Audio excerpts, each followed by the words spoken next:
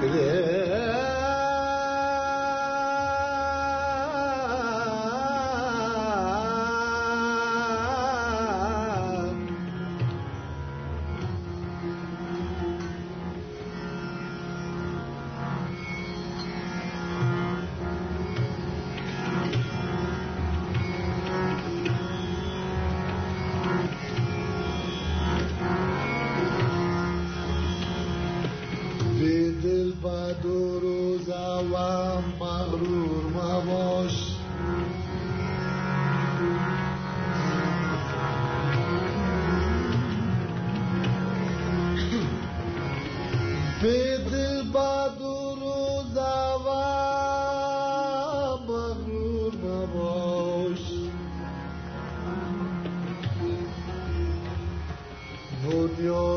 تو نیستیست مامور مباش.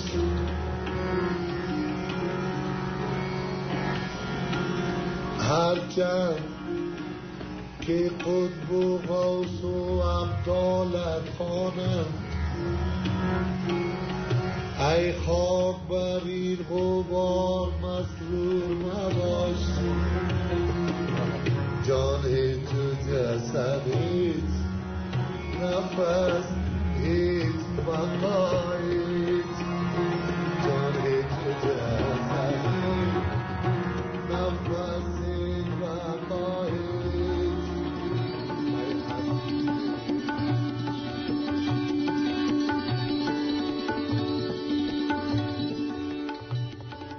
خب شنوندگان ارجمند، شما برنامه شعر و موسیقی گنج شایگان از رادیو آشنا صدای امریکا گوش میتین.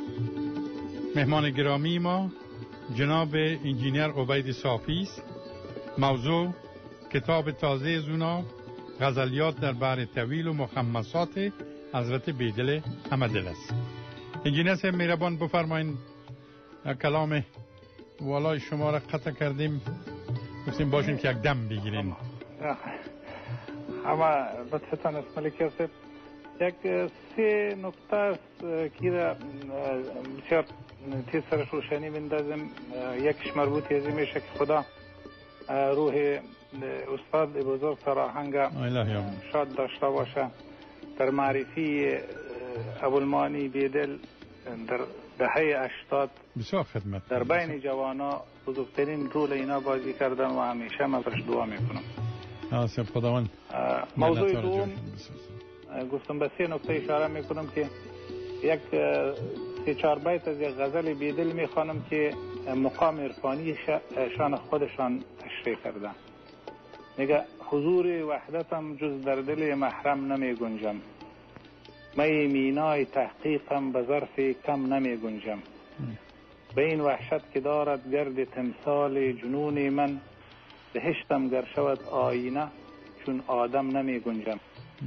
گهی 100 آسمان در چشم موری می کنم جولان، گهی در 100 محیط آغوش یک شبنم نمی گنجم. گهی زان رنگ می کاهم که سر در ذره می دزدم، گهی زان شوق می بالم که در خود هم نمی گنجم. چو گوهر دقت طبعم برون افکند زین دریا، به خود گنجیدم چندان که در عالم نمی گنجم. در این غزل ابوالمانی بیدل مقام خود تشریح کرده. موضوع سیمی که میخوایم بگویم ملکی صاحب، یک چیزی که ما برداشت کردیم شاید قابل بحث باشه این کلمه، این موضوع و این برداشت خودم است که وقتی کتابای همه عارفا رو ما میخوانیم طبعا شعر اکثر از اینا از هجران حرف میزنه، اما ابوالمانی بیدل از وصال گپ میزنه، از فنا گپ میزنه همیشه.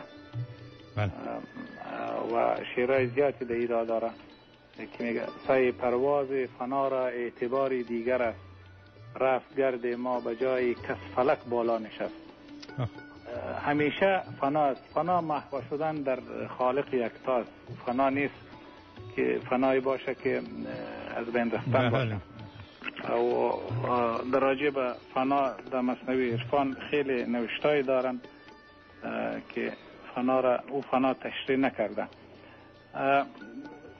موضوع که سیومی که ما میخوایم بگوییم است که ابوالمعانی بیدل از وصال حرف زده.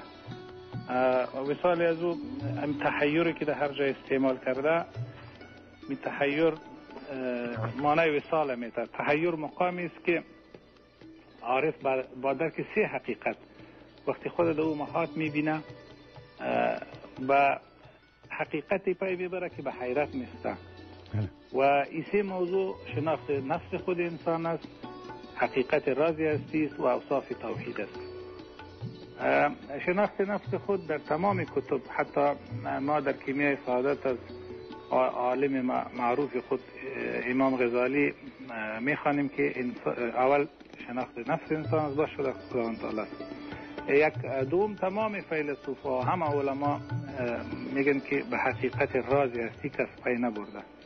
و موضوع اوصاف توحید ابوالمعانی بیدل در کتاب 4 عنصرش میگه که عارف وظیفهش حد معلوم کردن اوصاف است، صفات خداوند تعالی را ترجمه صفات خداوند تعالی است. مثلا در شعر معروفش است که میگه تو کریم مطلق من گدا چی کنی گر نخوانیم، در دیگر بنما که من به کجا رام چون برانیم. همیشه در شعر ابوالمعانی بیدل مسئله تحیر مسئله است که در مقام وصال رسیده. و ما وقتی سوانح ابوالمعانی بیدل میبینیم از استاد، از پیرایش در اوایل زندگیش در با سوانحش یک جای میابیم که شاه کابلی است و مولانا قاسم و شاه قاسم ولایی است. اینا تا 35 سالگی همراهشان است. بعد از او وقتی ما زندگی بیدل میخوانیم خودم پیر و پیشوای در پهلوی زندگیش یاد نمیشه. یک توضیح کوچک بود که تو مثل یک شارت نوت براتون گفتم. مسئله دیگه فراموش ما نشه که پروگرام خلاص نشه. موضوع توضیح کتاب است ملک یاسر. صدای ما میشنوید ملک یاسر؟ بله قربان. بله. کتاب اصلا انجمن دوستداران بیدل برای چاپ و نشر کتاب ابوالمعانی بیدل کار میکنه. ما من حیث نمونه یا من حیث مثال کتاب اول گرفتیم برای ما تجربه شد از توضیحش. توضیح داخل افغانستان آقای ادریس قطره که در نوشتن از این کتاب و در ترتیبش خیلی زحمت کشیدن، اونا با عهده دارن. ما با تمام اعضای فرهنگی که امروز ما همکاری دارن نظریات خودمون رو اونا تقسیم کردیم و به کتابخانه دادیم. وزارت معارف، وزارت تحصیلات عالی، پوهنتون، فاکولته ادبیات، تمام نهادهای ادبی که در کابل موجود است برشان تقسیم کردیم و تا جایی که شناخت شخصی داشتیم برشان دادیم. و در آخر هم برای اینکه کسایی که ما را نمیشناسن یا موضوع آگاه نیستن بخواین کتاب بگیرن با یک مقدار